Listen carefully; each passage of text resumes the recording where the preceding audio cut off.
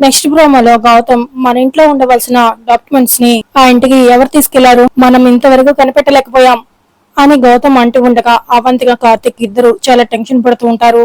అతిథి కూడా టెన్షన్ పడుతూ ఉంటుంది. అంతలో బుజ్జి అలాంటి దొంగలు దొరకాలంటే ఎదురింటి వాళ్ళలాగా మనం కూడా సీసీ కెమెరాలు పెట్టించుకుని అనటంతో ఇక అవంతిక కార్తిక్ అతిథి మరోసారి షాక్ అవుతూ ఉంటారు. ఈ గౌతమ్ అంటే ఆ రోజు మన ఇంట్లో ఎవిడెన్స్ ఎత్తుకెళ్లిపోయిన దొంగ ఎవరు, అందులో రికార్డ్ అయి ఉంటుంది కదా అని గౌతమ్ అనటంతో ఇక అవంతిక కార్తిక్ ఇద్దరు చాలా టెన్షన్ పడుతూ అహల్య దగ్గరికి పరిగెత్తుకుంటూ వెళ్లి అహల్య అని అవంతిక కంగారు పడుతూ ఉంటుంది.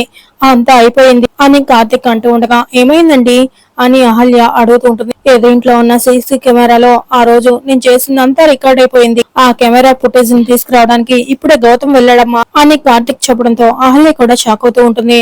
ఇక అంతలో గౌతమ్ ఆ కెమెరా ఫుటేజ్ తీసుకొచ్చి ల్యాప్టాప్ కి కనెక్షన్ ఇచ్చి ఆ రోజు ఆ ఎవిడెన్స్ ఎవరు తీసుకెళ్లారా అని చూస్తూ ఉంటాడు. అతిథి చాలా టెన్షన్ పడుతూ ఉంటుంది.